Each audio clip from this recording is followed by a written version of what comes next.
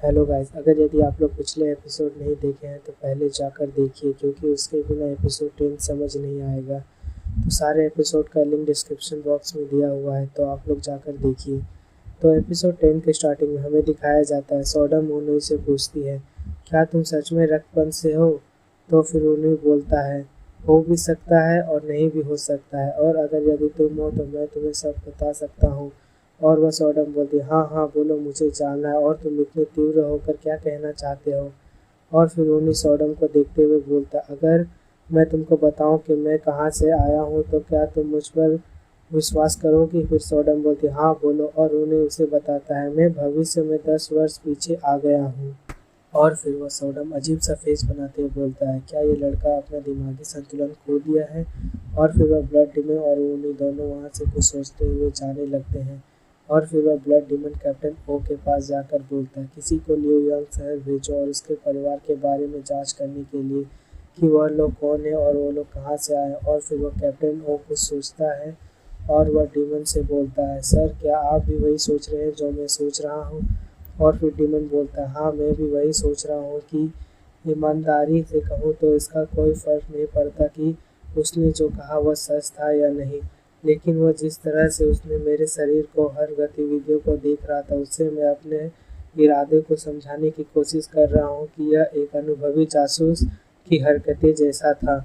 और मामला चाहे जो भी हो, पर वह हमारे पंथ के बारे में बहुत अधिक जानकारी जानता है, उससे सावधान रहे। और वह कैप्टन बोलता है, यस सर। और फिर एक रक्तपंत का आदमी आकर वो नी को एक घोड़े गाड़ी में भर देता है और वह गाड़ी वहाँ से जाने लगता है। और वह रक्तपंत के सभी लोगों ने बहुत सारे आदमियों को बंदी बनाकर उसी घोड़े गाड़ी में भर देता है और वह सभी गाड़ी वहाँ से चले जाते हैं।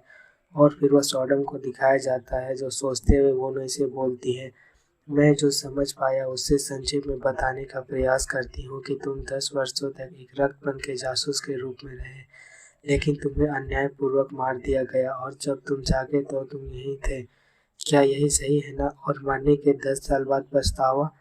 और फिर वो उन्हीं को दिखाया जाता है जो एक घोड़े गाड़ी के अंदर बैठा हुआ होता है और वह सॉडम से बोलता है, मेरे वापस लौटने के बाद मैं आपसे बात करने में सक्षम था।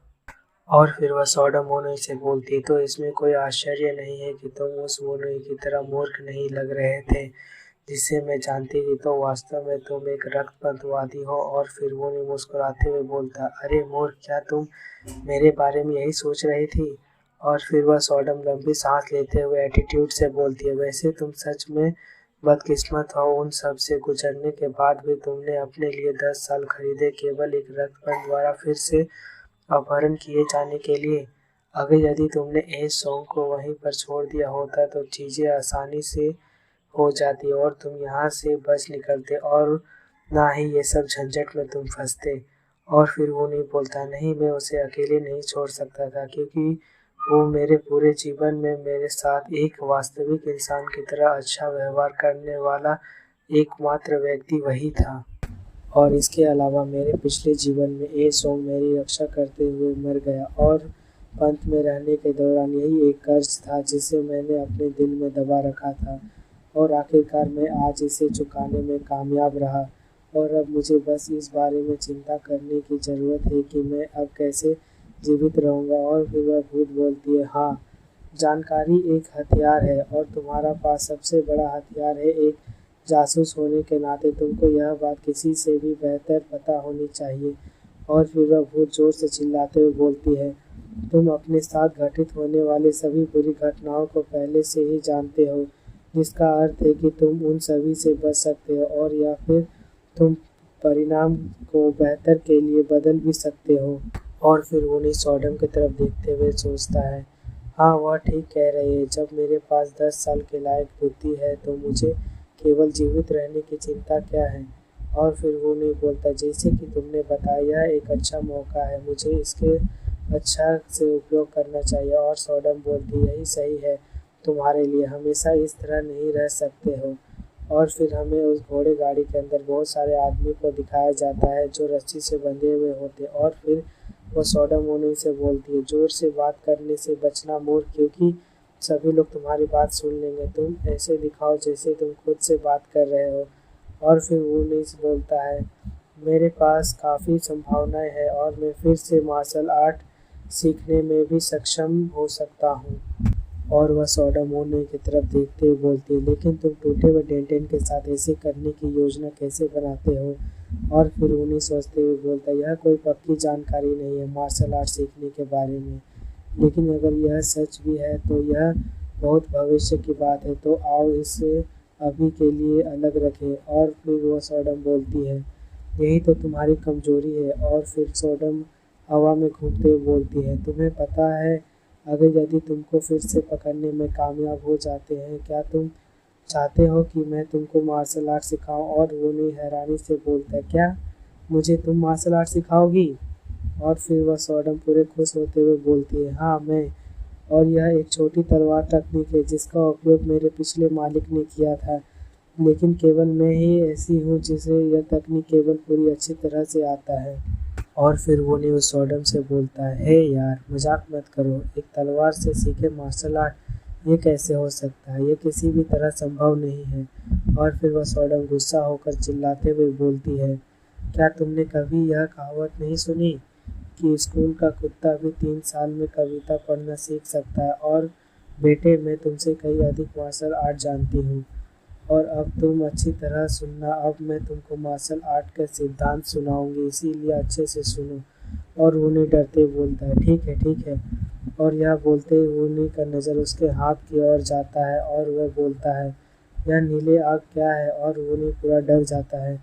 फिर वूनी को एक विज़न दिखाई देता है, वो देखता है कि वो बिना कपड़ों का स्पेस में है। और फिर वूनी बोलता है, मैं कहाँ पर हूँ और यह क्या हो रहा है मेरे साथ? और वूनी को एक आवाज़ सुनाई देता है जो बोल रहा होता है, स्पेस शॉट हृदय के कब्जे के साथ यह खुलेगा। और वूनी डरते हुए बोलता है, यह सॉडम की आवाज़ तो नहीं है? और वूनी को एक ब्लैक होल दिखाई देता है और उससे नीली रोशनी निकल रहा होता है और वह रोशनी बहुत ही ज़्यादा तेज होती है। और वूनी उस रोशनी से अपने चेहरे को ढकते हुए बोलता है, यह क्या चल रहा है यहाँ पर? और फिर उन्हें अपने विजन से बाहर निकलते हुए बोलता है, मैं वापस आ गया हूँ और अभी जो हुआ मेरे साथ वह क्या था? और वह सॉडम फिर से चिल्लाते हुए बोलती है, अरे तुमने अपना सर कहाँ खो दिया? मुझे यहाँ पढ़ने में और काम करने में कठिनाई होता है। और उन्हें अपने हाथ को देखकर डरते हुए बोलता है, सी सॉडम क्या तुम इसे देख सकती हो?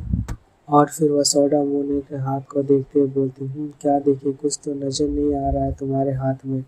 और उन्हें बोलता, अरे सॉडम नज़दीक से देखो, मेरे हाथ के पीछे कुछ बिंदु हैं जो बड़े डिपर की तरह दिखते हैं।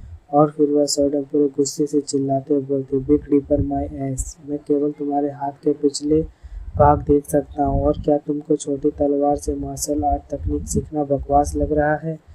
और फिर वह सॉडम गुस्से से वहाँ से जाते हुए बोलते, अच्छा जो कुछ मैंने तुम्हें बताया हो अब मैं तुम्हें और कुछ नहीं बता रही हूँ जब तक तुम नहीं पूछोगे, और तुम मेरी तलाश भी मत करना। और वो नहीं सोचता है, क्या मैं अकेला हूँ जो इसे देख सकता हूँ? और फिर वो नहीं उदास होते हुए सॉडम तलवार को अपने हाथ में लेते हुए बोलता है, क्षमा करो सॉडम, लेकिन क्या तुम ठीक रहोगी? इसे कम से कम आधा महीना तो लगेगा तुम्हें ठीक होने में। और फिर वह सॉडम तलवार बोलती है, अच्छा उन्हें तुम चिंता मत करो, मैं तुमसे नाराज़ नहीं हूँ, मैं बस बहुत थक गए हूँ। और वो नहीं बोलता है, ठीक है सॉडम तुम आराम करो। और फिर वो नहीं अपना हाथ को देखता है, उससे अभी भी नीला आग निकल रहा होता है। और वह अपने मन में सोचता है, लेकिन अभी भी वह क्या था जो मैं देख रहा हूँ कि जब मैं पछतावा हुआ था तो यह कैसी नीली आग थी? और वह अपने हाथ को देखते हुए बोलता है, इसका तलवार ऋषि के गुप्त अभिलेख से कुछ लेना देना हो सकता है। और इसी के साथ हमारा एपिसोड 10 यहाँ पर ख़त्म हो जाता है और अब मिलते हैं अगले एपिसोड में।